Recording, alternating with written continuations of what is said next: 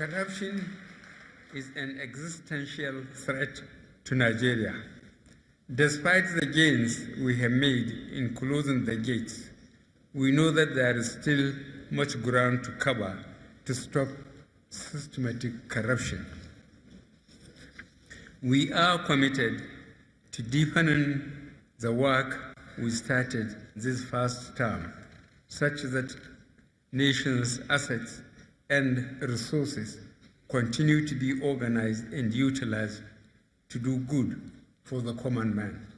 I am not unmindful of the fact that today is the day that presidential and National Assembly campaigns kick off.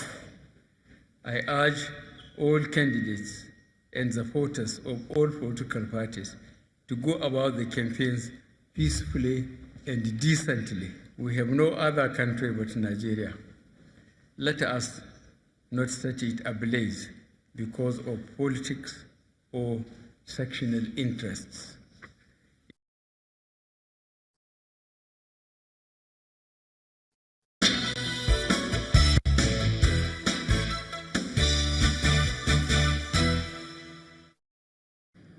All right, and so to shed some light on this next level agenda, let's head to Abuja. Ajuri. Thank you so much, Chamberlain, and welcome to Abuja.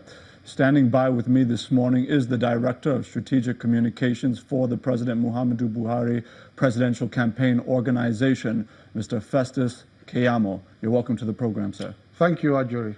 Well, look, many Nigerians are looking at, the name Next Level 2019, and some may ask the question, why title it Next Level when some Nigerians would question whether or not Nigeria has moved up any level since 2015? Well, thank you so much. We have moved up so many levels since 2015, except for the cynics and the doubting Thomases who don't want to see these achievements. I'm sure yesterday, when we unveiled the Next Level, and we first of all started by showing, real achievements before Nigerian people. And I think yesterday we ended that argument of, oh, you have not achieved anything in the last 3.5 years.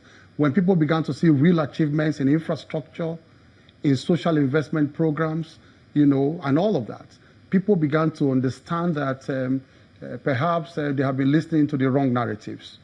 The Next Level is all about deepening and expanding the achievements that the Buhari administration has achieved. No, well, I want to make sure we're not speaking generically. What is it that you think or you're saying has been done that you want to deepen or expand? For instance, there was no program, social investment program, that reached the very grassroots, the poor and the vulnerable before the Buhari administration.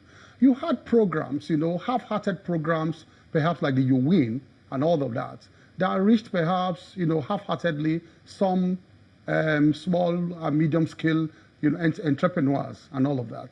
This is the first government that went beyond that scale, that level of citizens, and they searched for the very weak and the very vulnerable. So there's a level of citizens who go beyond the little and the small-scale entrepreneurs. This government sought for that level of citizens, those people who no government in the history of Nigeria has ever sought out before. And that is what you have in the conditional cash transfers, where they give some stipend to the very weak and vulnerable to survive upon every month. And you saw them, you saw some of the testimonies yesterday. You also have, for example, the Empower Scheme. The Empower Scheme had about 500,000, graduates, young graduates within the scheme before. So we brought it to that level. There was no level like that before. Now, no, but I have to come in here because Mr. really not achievements. I know, but I have to come in here, Mr. Keyamo, because you're saying that essentially this administration is touching people that no previous government has ever touched. Absolutely. And I would submit to you that in the last decade, it was the People's Democratic Party that actually brought out the initial school feeding program, even though it was eventually stopped. So is that actually factual? And so it collapsed. I'm sure you now, you answered it yourself. It was not sustainable. It was fraught, by corruption. It was also fraught by, party politics, in the sense that they were picking and choosing those who they were empowered to go and make to cook and all of that. You have not heard any of such complaints now. So it's a sustainable program now because it has gone full throttle. It is not half-hearted. It is also not selective. I'm sure you saw the governor of Anambra State giving his testimony some months back that the school feeding program is well and alive in Anambra State, which is not an APC state. So these are testimonies coming from even people who are not even members of the ruling party. It's much. The next level is much. You have a next level in power, next level in also infrastructure.